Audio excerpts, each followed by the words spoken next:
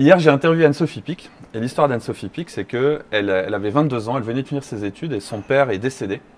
Et elle s'est retrouvée à 22 ans avec son mari, à propulser dans la lumière, à s'occuper d'une boîte de 60 personnes. Dans une certaine mesure, c'est un petit peu ce qui t'est arrivé aussi. Tu t'es retrouvé à devenir entrepreneur peut-être avant d'être prêt, de façon inopinée, et à reprendre la suite de quelqu'un qui était le fondateur du festival. Comment est-ce que tu t'y es pris dans ce moment-là? On peut dire aussi que c'est mon deuxième père qui est décédé à ce moment-là, puisque Claude était mon mentor et puis mon homme à penser depuis des années, puisque j'avais passé avant ça, j'ai fait mon premier festival en 1994 comme staff quand j'étais dans le cadre de mes études hôtelières. Et j'ai repris le festival, la direction du sponsoring et du marketing en 1999. Puis après, petit à petit, avec Claude, on a créé ce poste de secrétaire général qui n'existait pas dans une perspective de continuité. Et c'est vrai que Claude est parti évidemment de manière totalement inattendue. Personne ne pensait qu'il était en pleine forme, mais quelque part de la plus belle des manières, en fait, au sommet d'une piste de ski, en faisant un petit tour à la lueur de la lune en ski de fond, ce qu'il adorait faire à 2 h du matin, ce que personne ne fait normalement, mais lui il adorait le faire. Donc c'est pas quelque chose d'anormal quand on pense à Claude. Et c'est vrai que là, tout d'un coup, ta vie, elle change, elle se transforme parce que déjà, tu étais deux. Et on pouvait vraiment dire ça comme ça, c'est qu'avec Claude, on était deux. On était père-fils, on était cul et chemise, si tu me passes l'expression. On se complétait, on se parlait beaucoup. Que les rôles étaient assez bien répartis. Lui s'occupait peut-être plus de la partie artistique. Les rôles étaient très bien répartis. On s'occupe de la logistique. Les rôles étaient très bien répartis, mais on a fait vraiment cette continuité. C'est-à-dire que quand Claude m'a nommé secrétaire général, c'était un peu une folie dans le sens que j'avais 25 ans, j'avais 6 mois de travail au bureau, donc autant dire totalement novice dans le monde du spectacle. Et en fait, on s'est construit avec les années. Et vraiment, on était arrivé à une période de 2012 où on était vraiment dans la complémentarité totale, chacun dans son domaine de compétences. Et Claude est parti à ce moment-là. Mais il est parti quelque part, j'ose le dire, d'une manière tellement belle, finalement, comme il l'avait souhaité, c'est-à-dire partir d'un coup comme ça.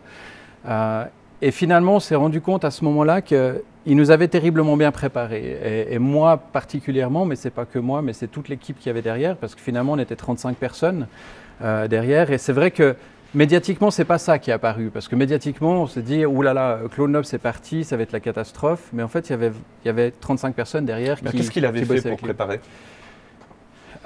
Rien d'explicite. Et c'est ça peut-être la plus belle chose. Et c'est ça d'autant plus intéressant.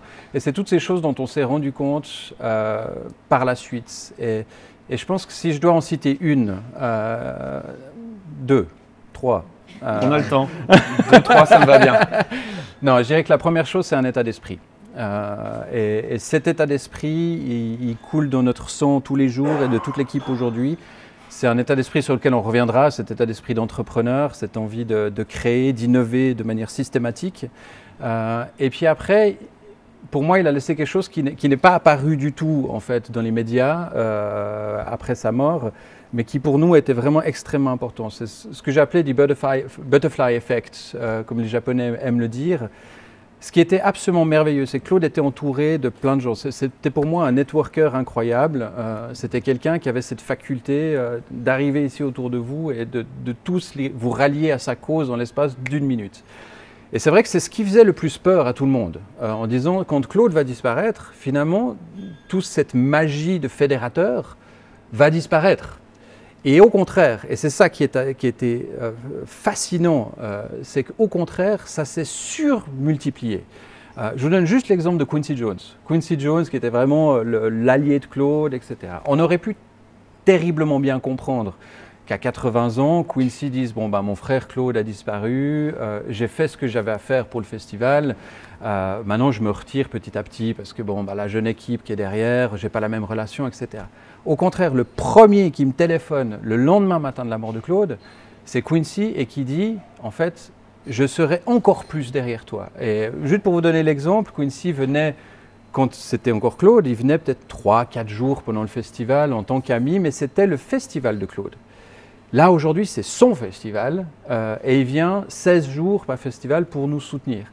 Et ça, vous le multipliez par des centaines de personnes Et finalement, ce côté-là qui avait été presque par nous aussi sous-estimé de Claude. Parce que c'était un peu des graines qu'il avait mis chez les gens qu'on n'avait pas encore vu grandir. Et quand il est parti, les graines ont continué à... C'est quelqu'un qui avait comme... les gens avaient une dette envers lui en fait, parce qu'il donnait beaucoup. Et du coup, quand il est parti, les autres ont voulu redonner un peu de ce qu'ils avaient. Je pense grandir ce lien qu'il avait créé lui. La générosité sociale, c'est un des éléments fondamentaux de notre culture et de la culture de Claude. Et ça s'est ressenti très fortement lors de son décès. Et d'ailleurs, son décès était quelque part, j'ose le terme, presque une fête, en fait, en son honneur, mais une fête pour la continuité. Donc nous, on s'est retrouvés évidemment avec une tristesse énorme d'avoir perdu un homme, un ami, un second père pour moi. D'ailleurs, ma voix vibre chaque fois que j'en parle. Mais en même temps, avec cette joie de dire, mais en fait, il nous a laissé un patrimoine tellement extraordinaire que notre mission, c'est aujourd'hui de le faire perdurer. Et ça, c'est très fort, mais quand même, c'est vrai qu'arriver comme ça dans les pas du fondateur, c'est compliqué. Ensuite, de quelqu'un d'extrêmement charismatique, c'est d'autant plus compliqué.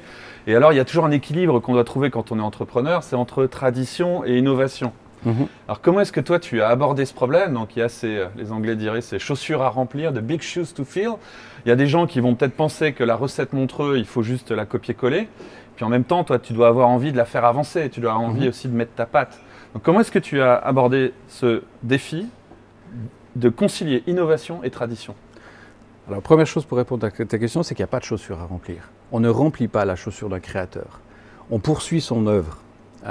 Et moi, je me suis toujours positionné en disant, je ne suis pas là pour remplacer Claude, je suis là pour perpétuer son œuvre. Et ça, c'est le point de départ qui est pour moi fondamental, qui est super important. Donc à partir de là, quand tu es dans cette dynamique de ne pas dire de manière égo-trip en disant, ok, ben maintenant c'est moi qui suis sur la chaise de Claude, c'est pas ça, je suis sur une autre chaise, je suis sur la mienne.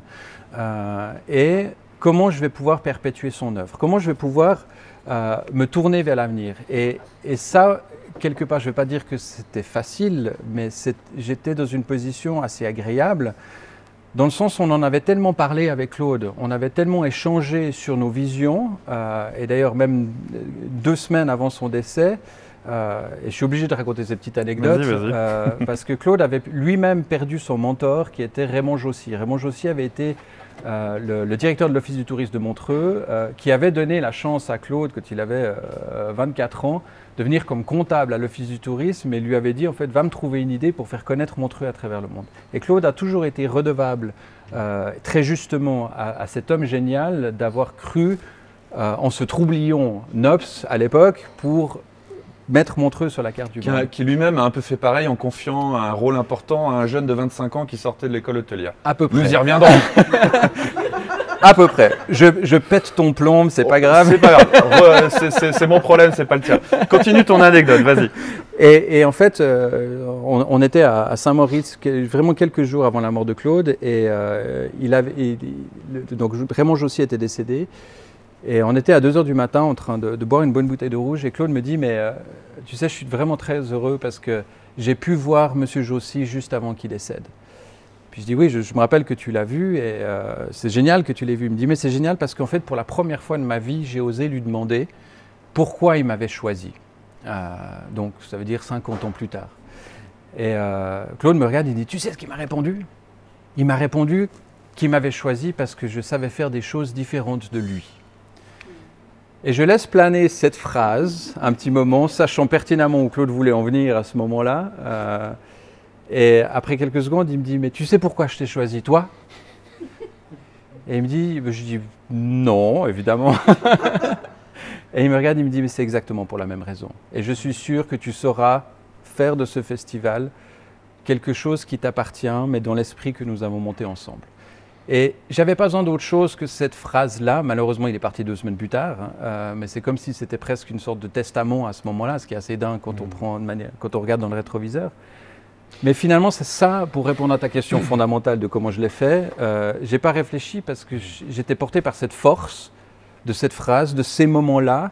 Et j'avais pas de questions, j'avais pas de peur, je me suis pas réveillé le lendemain matin en me disant oh, « Mon Dieu, c'est horrible, qu'est-ce qui m'arrive ?» etc. J'étais tellement porté par ces phrases et ces petits moments-là qu'on avait passés ensemble, qui étaient finalement les seuls moments où on avait parlé de succession.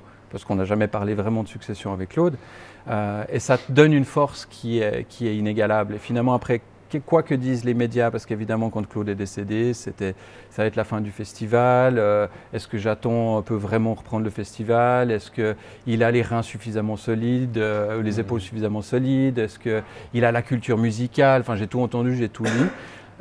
Et l'autre élément qui m'a permis, et ça c'est peut-être une forme de conseil si ça arrive à quelqu'un de devoir reprendre un héritage de cette sorte, c'est qu'au moment où Claude est décédé, je me suis caché.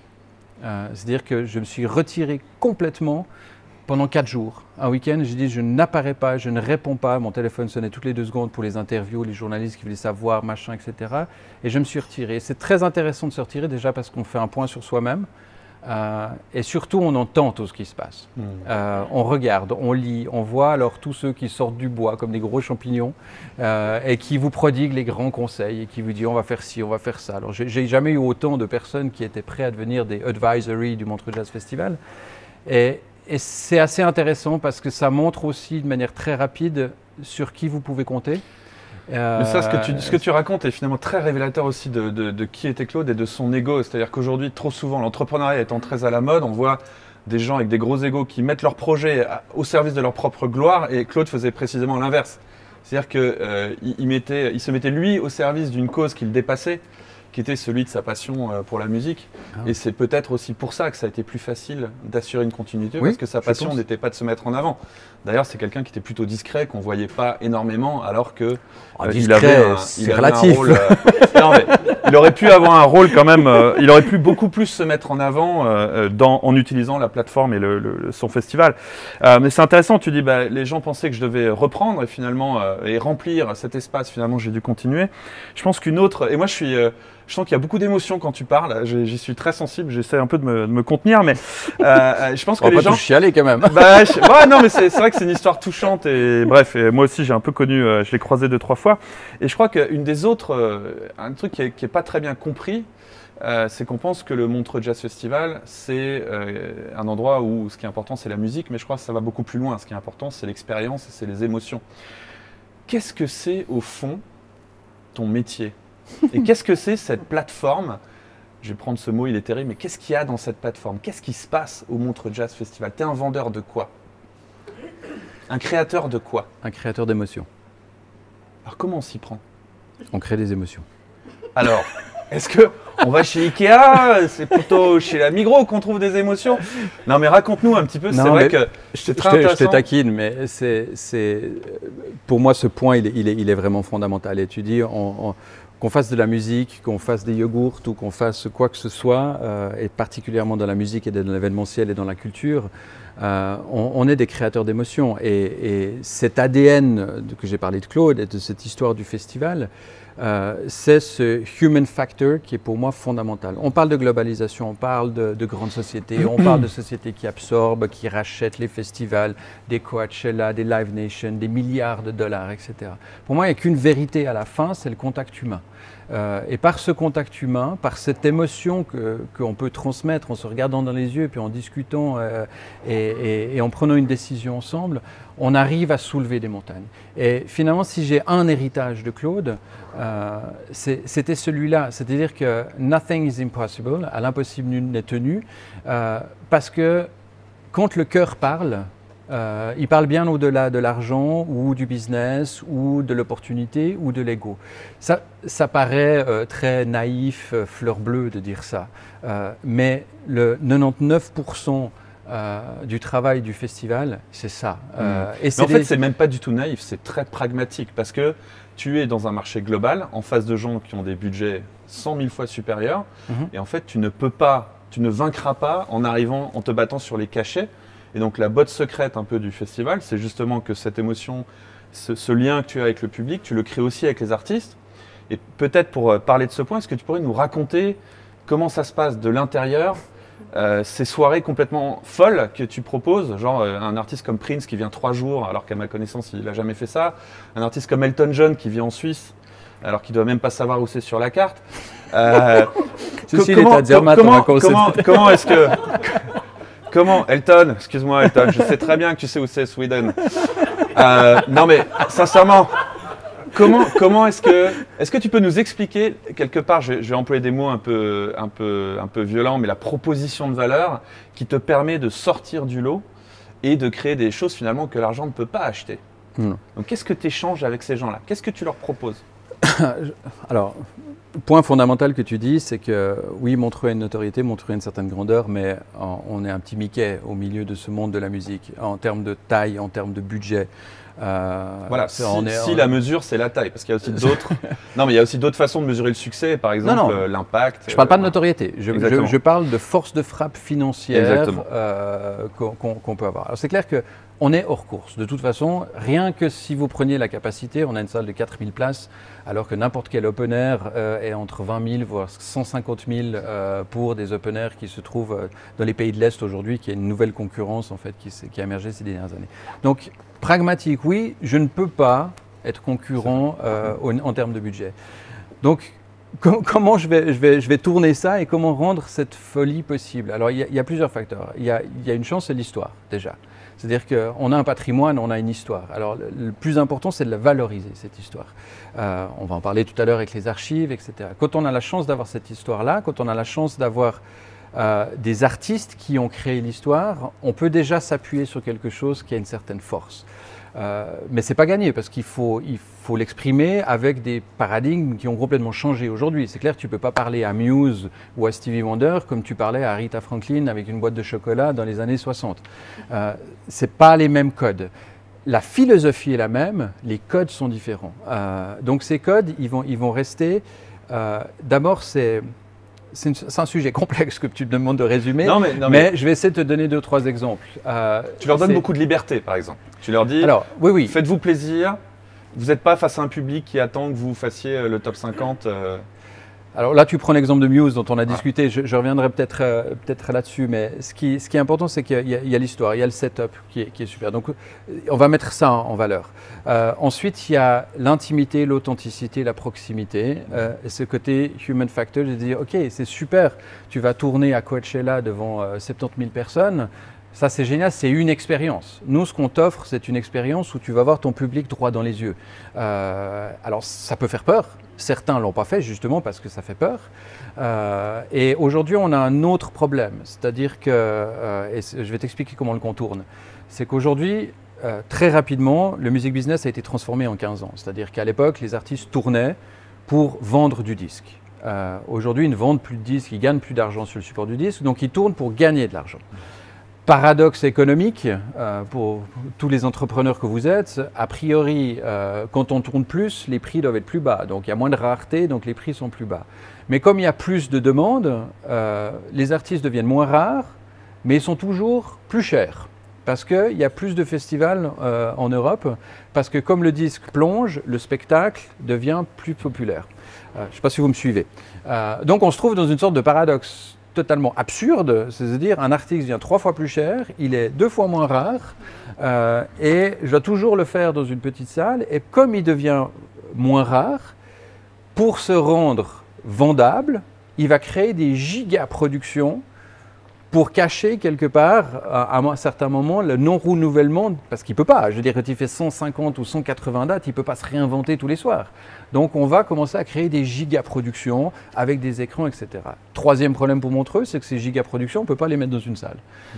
Donc on doit encore plus convaincre l'artiste en disant, non seulement il faut que tu viennes pour moins d'argent, il faut que tu viennes dans une petite salle et quelque part te mettre à nu devant un public qui veut te voir toi tout seul et plus ta production. Et troisièmement, ta production, tu vas la mettre à côté, tu ne vas pas l'utiliser, elle va te coûter de l'argent, mais tu dois faire un show spécial pour Montreux. 3 complexités. Alors comment on va gérer ça? Ça ne marche pas toujours, mais à l'impossible, nul n'est tenu. Et je prends l'exemple de Muse qui était assez merveilleux. La tournée de Muse, impossible pour nous, c'était une tournée de stade, de grand open air. Et là, c'est un travail de longue haleine. Muse est venu la première fois à Montreux en 2002. Mathieu Bellamy et ses copains avaient 18 ans et on était un des premiers festivals à leur faire confiance à ce moment-là. L'histoire, elle commence il y a 20 ans. Donc là, tu crées le lien avec, tu as une relation. Je crée le lien émotionnel avec l'artiste. Et que tes concurrents ne pourront jamais recréer maintenant qu'ils sont super connus. Qui est en train de commencer sa carrière. Et à ce moment-là, c'est the right person at the right time. Et c'est vraiment, et ça c'est la notion de périodicité au festival est ultra importante, c'est d'être à un moment clé de la carrière d'un artiste et de l'accompagner à ce moment-là. Entre-temps, on sait que ce n'est pas possible. Muse explose, ils arrivent dans les stratosphères, mais qu'est-ce qu'on fait nous? On va les voir au Hallenstadium, on va se balader, et puis chacun, on maintient le lien, et puis on pose un petit cadeau dans les backstage, on ne va pas les embêter, on ne les voit pas, mais on dit juste, voilà, on est là. Et puis dans le cas de Muse, comme par hasard, Muse enregistre à Montreux, dans le studio de Mutt Lange, qui a produit les Courses, ACDC, etc. Avec les années, on connaît très bien Mutt, parce qu'il est aussi au Palace, il est dans le coin. On crée ce réseau-là qui est super important et qui fait que Muse vient enregistrer son album à ce moment-là. Je fais en sorte qu'un petit paquet arrive au studio, sur Montreux, sur la région, sur la beauté, tout ça. Et quand l'offre de Montreux arrive sur la table du management, déjà, il ne peut pas ne pas donner l'offre plus loin à l'artiste. Et l'artiste se rappelle, dans ce cas-là, c'était comme ça, se rappelle de toute cette histoire et dit à son management, vous faites ce que vous voulez dans votre tournée, mais moi je veux faire Montreux. Ouais. Et ce jour-là, en fait, déjà on se retrouve avec cette tournée qui est complexe pour Muse, parce que les camions ont dû partir ailleurs, venir faire juste les 3 musiciens sur scène sans production, donc changer leur show, changer leur production. Et Mathieu Bellamy arrive la veille, et il va voir un concert au Stravinsky, il sort du balcon, il vient vers moi, et il me dit, écoute, il voyait le concert de R, un groupe français, et puis il dit, mais je vois que le public est complètement en symbiose avec le groupe. Et moi, j'avais prévu de faire quelque chose de très différent à Montreux, mais est-ce que tu crois que c'est possible? Et là, je le regarde en disant, mais Matt, s'il y a bien un endroit sur Terre où tu dois faire ce que tu as envie de faire, ce qui te fait plaisir, c'est ici. N'attends rien de moi. Je ne vais pas te dire il faut faire ci, il faut faire ça, ou le public veut ci, veut ça. Le public est là dans cette salle parce qu'ils attendent, ils espèrent que vous soyez juste vous-même et que vous ayez envie de faire ce que vous faites. Et finalement, le lendemain, il monte sur scène et il fait un concert d'1h30 qui a duré plus longtemps que ce qui était prévu. Et il a duré 1h30 où il a fait pratiquement que des side B. Alors, les journalistes qui étaient présents, qui s'attendaient à du Muse hyper classique, ont dit « c'est pas très bien, mauvais concert », mais les fans qui étaient dans la salle en disant « mais c'est juste dingue, on a vécu un moment qui était incroyable ». Et ça, c'est pour ça qu'il n'y a pas une formule. Je ne peux pas te dire c'est comme ça, comme ça. Tu peux lire quand même au travers. Tu sais que, par exemple, depuis tout à l'heure, ce que tu racontais avec Claude, c'est que quelque part, votre culture du don, vous donnez aux gens, ça crée, je ne vais pas dire une dette, c'est un mot qui est un peu moche, mais eux se disent, tiens, ça c'est des gens qui se sont occupés de moi quand je n'étais pas connu, et quelque part, ils t'en doivent une. Et donc, ils grandissent. Et un jour, quand tu viens vers avec une proposition, tu as un lien avec eux. Donc, il y a une notion de lien, oui. Il y a une notion de liberté, il y a une notion, tu l'as dit, de plateforme technique. Vous faites des vidéos qui sont magnifiques. Alors, peut-être dans une tournée, ça va être la vidéo que l'artiste va partager sur les réseaux sociaux. Oui. Vous leur donnez une expérience très personnelle. Tu viens les accueillir personnellement, etc. Donc, finalement, on voit qu'il y a différentes monnaies d'échange qui te permettent de mettre moins de pression sur le budget financier. Et si je peux me permettre, il y a une dernière notion qui est pour moi fondamentale, c'est la notion d'empathie et de respect. Et ça, quelque part, Claude était hôtelier, j'ai été aussi, j'ai fait l'école hôtelière de Lausanne, et s'il y a bien une notion qu'on nous inculque à ce moment-là, c'est qu'on est au service de nos clients. Et quand on parle à un artiste, on réfléchit à son parcours, on réfléchit à ses problématiques. Donc, je ne vais pas lui dire « ouais, c'est cool, tu viens juste avec ton truc, tu mets tes camions de côté, tu vas économiser de l'argent ». Je sais que ça lui coûte, je sais que c'est compliqué, donc je vais me plonger dans son univers en essayant de comprendre voilà, c'est quoi ses problématiques à lui et comment, au lieu d'être une contrainte, comment je peux lui apporter une bulle de bonheur ou de liberté ou de créativité qui lui permet de s'exprimer 100%. Si je n'arrive pas à toucher cet élément-là, je suis mort dans ce milieu-là. Donc, je dois toucher le truc qui fait que l'artiste lui-même se disent « I go there ». Voilà, et il y a une loi de la nature, moi qui bosse dans le monde des conférences, je dis toujours aux gens, quand vous essayez d'inviter des intervenants, quelque part l'argent ne vous différencie pas. Tout le monde peut débloquer un budget et tout le monde peut avoir la même somme. Par contre, si vous faites quelque chose, vous comprenez l'univers, vous savez que c'est quelqu'un qui aime un restaurateur ou une activité, vous l'emmenez après, là vous commencez à créer du lien et ça c'est beaucoup plus unique, c'est de ça dont on se rappelle. Si je peux me permettre la petite phrase, pour moi c'est la grande différence entre what money can't buy, once in a lifetime experience. Et ce que Montreux va faire, c'est de tenter de faire une once in a lifetime experience. Voilà. qui va pour moi beaucoup plus loin que What Money Can Buy. What Money Can Buy, c'est le truc à la mode, super cool, où tout le monde veut faire du What Money Can Buy. Mais on doit aller juste un pas plus loin. Et ce pas plus loin, c'est l'émotion en disant, mais ce que je suis en train de vivre maintenant, que ça soit pour tous nos stakeholders, que ça soit les artistes, les festivaliers, les médias, les partenaires. C'est ça, quand tu dis clients, c'est tous ces gens-là en fait. C'est tous ces gens-là. Et tu dois avoir la même empathie. Nos clients, c'est pas que les artistes, c'est le public aussi. Il me semble qu'il y a aussi un facteur qui est sous-jacent à ce qui se passe, c'est que, et ça c'est une théorie personnelle, j'ai l'impression que plus on va vers la technologie, plus on a besoin d'expérience, de réel, de concret. Ah, c'est sûr. Quel est ton regard là-dessus? Est-ce que tu penses que c'est quelque chose qui est en train de porter ce retour au live, ce retour au fait que les gens aujourd'hui, comme tu le dis, c'est la grande mode, on veut vivre des expériences? Oui, parce que pour moi, je pense que la technologie n'est qu'un véhicule d'émotion s'il est bien utilisé.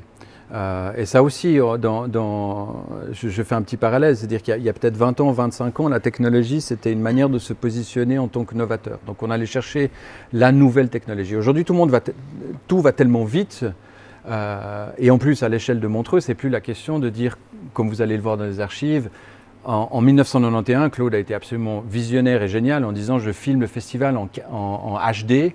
20 ans avant que ça soit sur vos télévisions. Ça, c'était de la vision technologique en disant « je pense que dans 20 ans, ça sera le support » et il a fait le bon pari et ça a marché. Aujourd'hui, on n'est plus du tout dans cette dynamique. Dans cette dynamique, on doit se dire maintenant comment la technologie peut, et c'est paradoxal, peut être un vecteur d'émotion. Donc je crois que les membres du bureau qui sont là et qui travaillent avec moi depuis un certain nombre d'années connaissent cette phrase que je sors souvent, c'est « pour qui, pourquoi ?» en fait. C'est super con et naïf comme question, mais à chaque fois qu'on aborde « ouais, on va faire une nouvelle app, on va faire un nouveau site, on va faire un truc, etc. » Je dis « ok, super, tout ça c'est bien, mais pour qui on le fait et pourquoi on le fait ?» Et si on arrive à répondre à ces deux questions et que ça répond fondamentalement à un besoin ou alors que un peu à la Steve Jobs, on n'est pas dans la réponse à un besoin, mais dans la création d'un besoin, alors ok, fine, on y va. Mais si c'est juste pour surfer sur une vague, parce que tout le monde fait une app comme ça, puis on doit faire une app comme ça, puis que par hasard ça ne nous correspond pas, bah, ce n'est pas une question de le faire. Donc pour moi, l'innovation, elle doit être déjà en balance parfaite avec l'héritage. C'est-à-dire que innovation et héritage sont pour moi les deux termes qui vont le mieux ensemble, même s'ils sont parfois opposés, mais au contraire, ils doivent être en harmonie totale. C'est-à-dire que l'innovation, et c'est ce qu'a fait l'EPFL ici, et on en reviendra peut-être sur ce sujet-là, c'est qu'on est dans une transition de comment on peut sublimer un héritage en utilisant la technologie d'aujourd'hui pour la rendre encore plus accessible et plus émotionnelle. Un des trucs que tu as lancé récemment, ou en tout cas que vous avez lancé, c'est cette app, cette initiative, on ne va pas dire que c'est une app, Insider. Et en fait, ça répond, tel que moi je l'ai compris, un des défis que tu as et que par exemple Christophe a avec les JO, c'est que c'est des grands événements qui existent, qui sont le centre du monde pendant 3 week-ends et 2 semaines pour toi, 2 semaines pour les JO.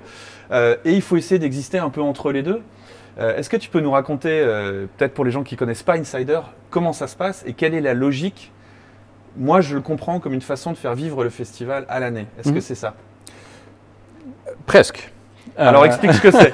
Il y a des gens qui ne savent pas. Explique, s'il te plaît, explique un peu ce que c'est. Alors, comment ça marche. Je t'explique Insider et ensuite la suite d'Insider. Parce qu'effectivement, ton analyse est parfaitement juste. C'est que, de nouveau, on est dans un monde où il y a une densité, une diversité, une accessibilité à l'offre qui est dingue. Je veux dire, aujourd'hui, vous avez Spotify, vous avez YouTube, vous avez accès à la musique du monde entier en 3 clics.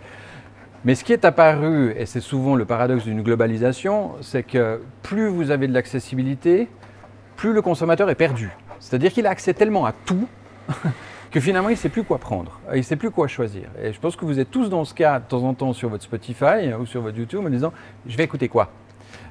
Et en fait on est parti en se disant « mais la manière d'exister toute l'année du Montreux Jazz Festival, c'est peut-être aussi une manière d'apporter notre crédit, d'apporter notre savoir-faire en disant, et c'est venu du festivalier, en disant, mais je ne savais pas qu'il y avait un tel qui venait, j'ai découvert 6 mois après, mais c'est génial, mais j'ai raté le concert. Puis on s'est dit, mais en fait, on est en train de rater un truc.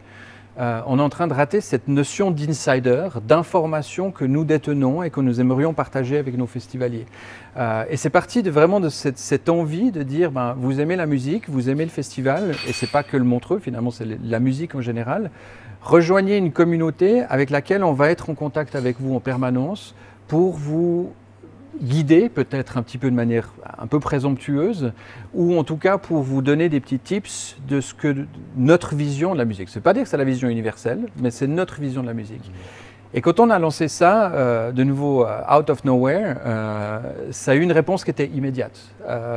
Et cette communauté. Donc c'était juste pour dire, c'était un abonnement, c'était 100 francs la 100 première francs par année. année, ouais. Et donc on devenait insider et on recevait en fait des informations la veille d'un événement. On nous disait demain pour les insiders, pendant le festival, allez à tel endroit, il se passe un truc. Ouais. Donc c'était une façon un peu d'avoir une expérience parallèle et d'avoir un contact plus proche. Enfin, le nom le dit bien.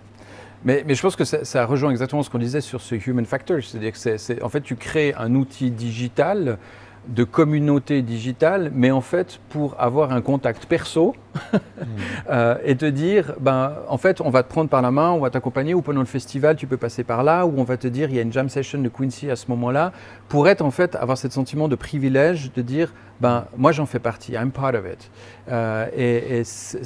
Pour moi, j'aime cette image d'insider parce que c'est un peu le corollaire de ce qu'on a dit tout à l'heure. C'est pas une communauté pour dire on veut avoir. C'est pas la recherche de l'audience. C'est la recherche de la pertinence de l'audience. Et pour moi, c'est deux choses qui sont différentes. Et on retrouve un truc dont on n'a pas beaucoup parlé, mais quelque part aujourd'hui, Montreux est devenu un saut de qualité. C'est comme TED fait des speakers, des TED speakers. Aujourd'hui, un artiste qui a fait Montreux monte en gamme et sa réputation est boostée. Et donc, le côté insider, il y a aussi peut-être un petit échange de, voilà, tu fais partie d'un club. Mais aujourd'hui, insider… Et les artistes font partie d'insider d'ailleurs. Très bien. Je ne savais pas, je vais aller regarder la liste des membres, si on peut faire des messages. Il n'y a pas…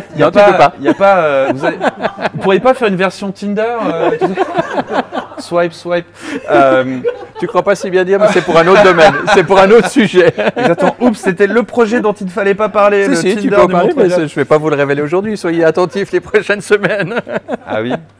Mais alors aujourd'hui, Insider, ça dépasse le moment du festival. C'est-à-dire que les insiders vont recevoir aussi des invitations à des concerts toute l'année. Oui. En fait, Insider était le prémisse de toute une stratégie je ne vais pas trop m'étaler là-dessus parce que ce serait long, mais je vous l'illustre en 2 secondes. C'était toute une stratégie de diversification du festival, de dire aujourd'hui le festival n'est plus un festival. Le festival est un entertainment music business experience curation. Et en fait, tu changes le curseur. C'est-à-dire qu'au départ, on était des organisateurs de festivals. On était des gens qui étaient là pour booker des artistes, mettre des stands F&B et puis avoir du public et faire de la billetterie. Ça, pour le modèle Montreux, c'est fini. Pour le modèle des open air, ça marche encore très bien. Mais pour le modèle Montreux, c'est plus possible. Et donc, Insider, c'était le premier pas à cette nouvelle stratégie et d'une nouvelle société qu'on a créée qui s'appelle Montreux Media Ventures, qui est vraiment, en fait, ce virage où le festival devient entertainment music business avec une approche média du music business plus qu'une approche live concert. Qu'est-ce que ça veut dire concrètement? Ça veut dire du Montreux Jazz un peu partout dans le monde. Je vous donne le meilleur exemple qui est Lego. Vous avez peut-être suivi la stratégie de Lego il y a certaines années. Donc Lego était pratiquement au bord de la faillite parce que la fabrique de jouets de Lego ne fonctionnait plus. Il nomme un patron de 31 ans aussi. De 31 ans, qui vient avec une stratégie digitale, qui vient avec cette volonté aussi de faire du licensing. Oh mon Dieu, quelle horreur dans ce business-là, de dire ok, je vais m'allier avec des grandes marques, que ce soit Star Wars, que ce soit Warner Music, etc. Et je vais commencer à faire des produits sous licence pour faire du storytelling. Et ensuite, je fais des films, et ensuite, je fais des parcs d'attractions, et ensuite, je fais tout ça. Résultat des courses, Lego fait toujours du Lego. Mais en fait, le 80% du business de Lego aujourd'hui, c'est le entertainment music business, c'est entertainment business. Ouais. Et Montreux Jazz, c'est un peu ça aujourd'hui, c'est-à-dire qu'aujourd'hui, c'est encore 90%, c'est la musique et c'est le festival qui fait vivre l'écosystème Montreux Jazz Festival. Et demain, ça sera 30% le festival et 70% en fait les activités. Est-ce que tu peux nous décrire les activités qui vont arriver? Donc il y a aujourd'hui les cafés, on est dans un. Alors il y en a 4 principales. La première, c'est la notion de lifestyle, donc c'est les restaurants, les cafés et tout ce qui est licensed product, donc ce que vous avez là derrière. Donc là, qui est encore de ce qu'on appelle du fan gear. Mais petit à petit, ça c'est du fan gear. Donc ça c'est vraiment du merchandising de festival. Et petit à petit, on va commencer à développer du produit sous licence avec des grandes marques pour faire de la distribution internationale. Ça c'est la partie lifestyle. La partie live experience, c'est notre core business, donc ça ne change pas. Mais ça, tu vas peut-être la copier-coller à d'autres endroits. Oui, comme on a Montreux Jazz Tokyo, Montreux Jazz Rio, donc on a des festivals sous licence aujourd'hui. Donc c'est comme avant, on en a deux. Quand même, ça va plus loin. On développe un petit peu. La troisième partie, c'est la partie éducative, cruciale pour toute l'histoire que je t'ai racontée sur Muse. C'est-à-dire qu'aujourd'hui, on investit énormément d'énergie, énormément de temps, énormément d'émotions sur quelle sera la star de demain. C'est la promesse de demain. Donc, tous les jeunes artistes que je peux vous citer, Muse, je peux vous citer Black Eyed Peas, Paolo Nutini, Jamie Cullum, Rag & Bone Man, Jojo Smith pour les tout récents. Tous ces artistes ont joué pour la première fois en fait à Montreux. Et c'est pas pour sortir le drapeau en disant super, regardez comme on est fort, on a été les premiers. Non, mais comme tu l'as dit avant, ça permet de les faire revenir plus tard. Et donc l'éducation vient c'est comme un centre de formation d'un club de foot. Du coup, ça t'évite de payer ça t'évite de payer les indemnités de transfert si tu as formé toi-même les joueurs. Non, mais c'est vrai, c'est un peu ça. Et donc, ce que tu dis, c'est que si vous êtes les premiers, il y a ce lien qui est unique. Exactement. Voilà, que moi j'ai vécu dans le monde des conférences en mettant sur scène des gens avant qu'ils soient connus et du coup tu gardes un lien avec eux, tu peux les appeler. Alors, et c'est pas reproductible par les gens qui arrivent tard dans le jeu. Ça évidemment c'est du temps, c'est de l'énergie parce qu'il faut, c'est beaucoup de voyages, c'est des équipes qui ne sont pas rentables tout de suite. Si on parle économiquement parlant, c'est des gens, des têtes chercheurs qui vont vous booker des gens sur lesquels ce n'est pas rentable. Mais ça sera rentable dans 10 ans. Et cette partie éducative, elle a maintenant une académie de musique. On a des Talent Awards au niveau mondial qui vont justement chiner au niveau mondial. Non, j'ai fait un lapsus. Déchiner, ça serait... Non, c'est... Dénicher. Dénicher, ah c'est ça. Dénicher des talents, c'est juste. Donc, les expériences, le lifestyle, l'éducation, le déchiner... Non. On peut dénicher 1000 personnes... Non. Et j'ai rien picolé encore. Hein. Mais amenez-nous à boire, s'il vous plaît. Il faut fluidifier un petit peu le discours. Non, mais la quatrième dimension. Live experience, lifestyle, education. Je me rends compte, je m'excuse. Je passerai sur la cinquième dimension tout à l'heure. Donc, lifestyle, éducation, media and content. Donc ça, c'est la dernière partie qui a été créée, et innovation. Et ça, c'est ces 5 pôles qu'on appelle les areas of expertise chez nous, qui sont tous présents pour abreuver en fait le core business, mais de manière différente. Et c'est ça ce modèle en fait qu'on a créé. On a commencé par les cafés il y a 8 ans, par l'éducation il y a 7-8 ans aussi, et la dernière partie c'était vraiment la partie innovation et la partie media content. Et donc quelqu'un qui regarde de l'extérieur va pas forcément comprendre le fil rouge, mais le fil rouge c'est que c'est des activités dans lesquelles on va retrouver un peu l'âme, donc on va retrouver un système de valeurs, une façon de travailler, on va retrouver un focus qui est quand même celui sur la musique, les émotions, les expériences, on va retrouver un savoir-faire. C'est ça le fil rouge. C'est le fil rouge, et c'est pour tous ceux qui ont fait de la licence ou de la franchise ou du développement de marque, c'est la partie la plus compliquée, c'est que tu pars en fait d'un événement ultra émotionnel avec toutes les valeurs qu'on a véhiculées de Claude tout à l'heure, et tu l'exportes et tu le développes. Et comment ces valeurs, on les retrouve dans un café, dans un festival au Japon, dans une activité digitale sur une plateforme multimédia en Chine. Et c'est ça la plus grande difficulté. C'est là qu'on ne doit pas se perdre. C'est le plus grand débat, parce qu'aujourd'hui, on peut partir dans une stratégie digitale, une stratégie média qui ratisse large, mais finalement, à part peut-être un peu plus d'argent, tu as gagné quoi? Et si c'est au profit de la marque, avec ces valeurs fondamentales d'authenticité, toutes celles que je vous ai mentionnées, alors là, ça marche. Mais si c'est juste au profit de dire, tiens, j'ai ouvert un café parce que comme ça, je vais faire un petit peu plus de bénéfices pour payer un artiste qui va venir au festival, là, c'est très casse-gueule. Parce que ça veut dire qu'on peut être dans un déficit de marque. C'est quoi la question que tu poses? Alors, tu disais tout à l'heure, quand vous venez me voir avec, l'équipe vient te voir avec une proposition d'innovation, tu dis pour qui et pourquoi. C'est quoi la question que tu poses quand tu considères étendre le footprint de ta plateforme dans une nouvelle direction? Pourquoi? Pour qui, pourquoi aussi? Je vais reposer ma question. Non, mais c'est très basique. C'est vrai, je pense que la réponse va un peu plus loin dans ce cas-là, mais parce que l'enjeu, c'est de gérer une croissance sans perdre son âme, par exemple. Et hier, Anne-Sophie Pic, pour revenir à elle, qui fait la même chose, qui est sa propre marque et qui se développe, me disait Pour moi, le moment où il y aura un red flag, c'est le moment où je sentirai qu'il n'y a plus de lien. C'est-à-dire je développe une activité, mais qu'elle ne crée pas de lien réel, de relation. Donc comment est-ce que tu sais, parce que la marque, le groupe a quand même une croissance énorme, on voit Montreux dans de plus en plus d'endroits, maintenant tu décris ces 4 business. Comment est-ce que tu vas savoir que peut-être à un moment, une proposition qu'on te fait, elle va trop loin et qu'elle trahira ses valeurs? Alors, ça va dépendre du type d'activité, évidemment. Je pense que déjà, il faut toujours être curieux et laisser la chance à la chance. C'est-à-dire qu'il y a des choses qu'on développe de manière organique, il y a des choses qu'on développe de manière stratégique et il y a des choses qu'on développe de manière opportuniste.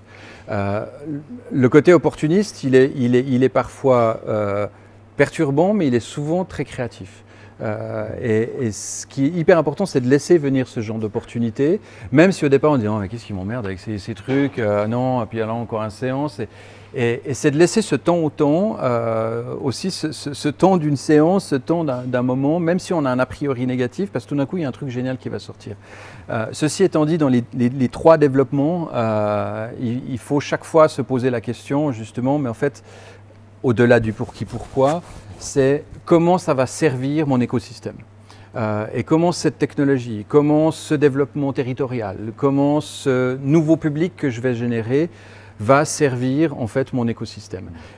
Et cette question, elle est nécessaire à chaque fois parce que tu es très vite aspiré dans le développement de marque en disant bah attends, ce serait trop cool, on va faire des baskets avec machin, et puis on va faire des tapis avec lui, et puis on va développer des étagères Ikea, et puis ça va assez vite. Quand tu développes ce genre de choses, tu as plein de sollicitations et d'intérêts. À un moment, il y a une barrière éthique, ça c'est sûr, il y a une barrière idéologique. Je pense que l'idéologique, elle est avant l'éthique, même si l'éthique elle est super importante. C'est clair qu'on fait de la musique et quand même le regard qui va être sur nous, c'est les gens qui sont les acteurs de la musique. Donc si tout d'un coup je vais faire un café ou un festival qui est totalement en dehors des valeurs de Montreux par rapport au regard que pourrait avoir un artiste sur le festival, parce que tout ce que je t'ai dit qui construit, c'est quand même la perception. Je veux dire, quand il y a des marques que vous n'acceptez pas comme sponsor par exemple. Oui. Voilà. Oui. Oui. Donc pour dire qu'il y a quand même c'est vrai que c'est une déontologie compliquée dans les festivals aujourd'hui. Ça a été tout un débat il y a 3-4 ans en fait sur les festivals, la déontologie des partenariats. Je pense que si on gratte un peu sous le tapis de chacun, on trouvera toujours des critiques à faire.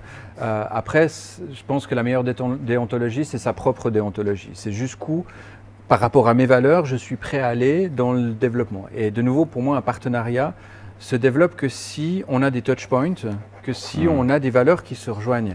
Et que ça doit en aucun cas être un partenariat qui repose que sur l'argent, parce que de toute façon, ça, on sait qu'il est mort-né, et puis que soit c'est le sponsor qui veut faire un gros coup une fois, soit c'est nous qui saisissons une opportunité. C'est pas très pérenne. Ça ne va pas dans la pérennité. Tout ce que je t'ai expliqué là dans cet écosystème, c'est que je suis obligé aussi d'avoir des partenaires qui vont dans cette idéologie et dans cette pérennité. Celui qui veut faire one shot, un grand coup en disant je m'offre une immense visibilité à Montreux cette année parce qu'ils ont Elton John, c'est peut-être bien une année, mais ça ne sert à rien. Parce qu'en fait, on crée pas de la valeur avec ça. Et de nouveau, on ne crée pas de lien et de relation.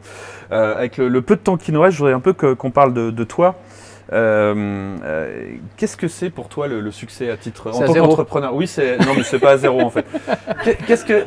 Si maintenant tu remets ta casquette d'entrepreneur, qu'est-ce qui pour toi en tant qu'entrepreneur est ta définition du succès? De nouveau, ça paraît très fleur bleue, mais pour moi, la définition du succès, c'est d'abord la passion. C'est les tripes. Je pense qu'on peut faire passer n'importe quoi, on peut surmonter n'importe quelle barrière, on peut dépasser n'importe quelle contrainte. Si on aime ce qu'on fait par-dessus tout et qu'on a ses tripes dedans, je parle d'entrepreneuriat et je ne parle pas de toute personne qui a un travail parce que parfois chacun ne peut pas choisir ce qu'il a envie de faire, mais dans nos cas d'entrepreneurs, c'est cette folie, cette passion. Et moi, j'ai toujours essayé de me dire, et j'espère que j'arriverai à le tenir, c'est que si un jour je perds ne serait-ce qu'un 10% de ma passion, j'espère que j'aurai l'honnêteté et l'humilité et l'abnégation de dire il faut que je sorte.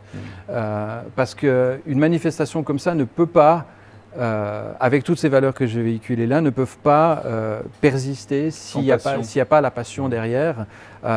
Et c'est cette croyance folle en ce qu'on fait. On est un peu fou de temps en temps. Et je pense qu'il faut de la folie. Et je clôt ce sujet-là peut-être en revenant à Claude, parce que c'est certainement la chose qui m'a le plus séduit chez lui. C'est que finalement Claude était un enfant de 8 ans. Et un enfant de 8 ans ou 9 ans, ou disons si vous voulez, mais plutôt entre 7 et 9 on va dire, pour ceux qui ont des enfants, parce qu'ils n'ont pas de barrière, tout est possible. Et nous aujourd'hui, chaque fois qu'on prononce une phrase, on est bourré de contraintes.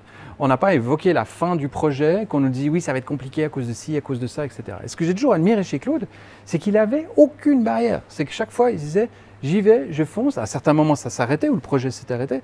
Et je trouve que si on arrive à retrouver parfois au niveau entrepreneurial notre âme d'enfant et de se dire c'est possible, il y a l'âme d'entrepreneur et l'objectivité qui à un certain moment veut dire ok, on ne va pas le faire pour X raisons et ça sera pragmatique et ça sera économique qui fait qu'on ne le fait pas. Mais au début d'un process, si on peut juste se laisser cette bulle de plaisir et de créativité c'est ça, en le mot-clé, disant… c'est le plaisir. Oui, mais c'est le plaisir créatif et c'est le plaisir de juste se laisser cette opportunité-là et pas tout de suite casser le projet. Il y aura assez de contraintes après. Vous avez vu l'annonce sur Elton John qui joue dans un stade. Je prends juste cet exemple-là. Ça va à l'encontre de tout ce que je viens de vous expliquer. L'intimité, la proximité, l'artiste qui veut jouer dans un petit écrin, etc. Vous allez peut-être vous dire, mais attends, il est con, machin. Il vient nous faire une théorie sur l'intimité puis il va mettre Elton John dans un stade. Mais ça va bien au-delà de ça. C'est que, là de nouveau, c'est un artiste qui vient avec générosité en se disant mais c'est ma dernière tournée de toute ma carrière, je comprends le principe de Montreux, je comprends le principe d'être dans une petite salle, mais là j'ai envie de livrer toute ma vie, c'est toute ma vie, et j'ai envie de vous la livrer dans sa grosse production. Alors nous, soit là on joue au con puis on dit non mais nous, nos valeurs de Montreux, c'est le Stravinsky, comme ça, etc. Soit on se dit waouh, mais en fait, ce que Elton est en train de nous proposer, c'est un cadeau. C'est un cadeau pour les festivaliers, même si certains sont parfois déçus dans un premier arrêt de se dire « je ne vais pas pouvoir être au Stravinsky ». C'est un cadeau pour nous parce que c'est un défi dantesque. Et là, toute l'équipe du bureau était juste dingue parce que quand on arrive avec ça en disant bah, pendant le festival, on va faire un open air de 15 000 personnes. Il a ramassé le puck, le gars, c'est pas possible. C'est un festival dans le festival. Oui, c'est de la folie. Oui, c'est totalement irrationnel de faire un truc pareil. Mais si Montreux ne fait pas ce genre de choses, Montreux n'est plus Montreux. Qu'est-ce que tu as appris sur toi-même en devenant entrepreneur? Une chose. Une chose. Apprendre sur moi-même. Sans-en une parmi tout ce que tu as appris sur toi-même. Écouter son intuition. C'est pas ce qu'on dit à l'école, ça? Non. Non. Et surtout pas à l'école hôtelière. Si je peux me permettre. C'est justement… Nous avons un professeur émérite. il connaît mon avis. Pour avoir été mon maître de mémoire, je crois que Ulysse connaît mon avis et je pense que l'école hôtelière est une formidable école hôtelière, mais elle oublie parfois justement que l'intuition a des valeurs fondamentales. Et je pense que c'est cette petite lumière qui s'allume à un moment et qui te dit il y a un truc qui ne colle pas ou oui, je dois le faire. C'est dur aujourd'hui d'écouter son intuition. C'est super dur. Il y a toujours 12 000 personnes qui vont venir vers toi pour dire qu'il ne faut pas le faire. Mais j'ai envie d'écouter juste celle-là qui me dit fais-le. Et celle-là, c'est la mienne. Je peux me planter.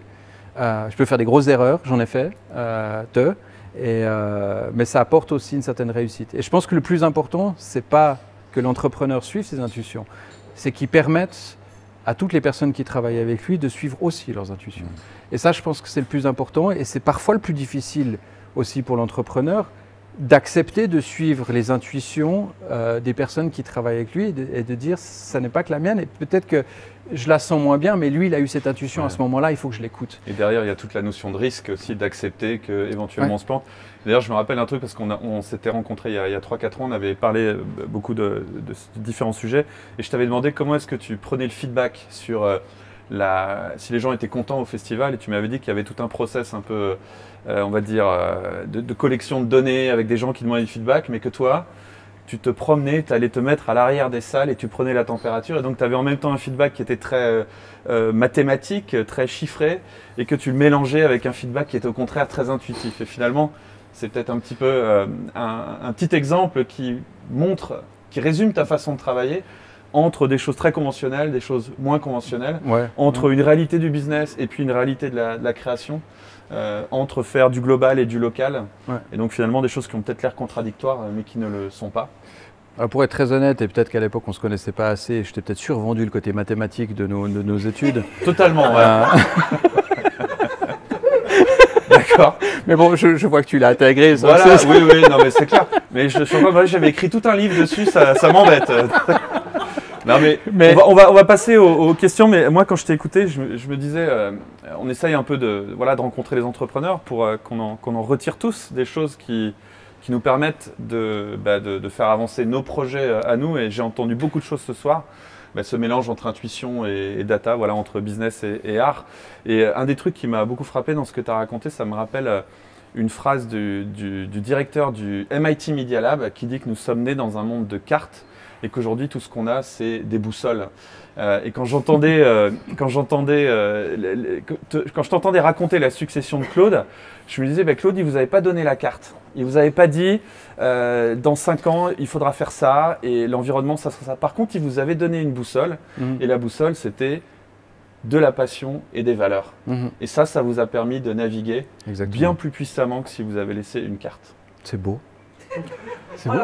Est-ce qu'on peut applaudir Mathieu Jaton, s'il vous plaît ?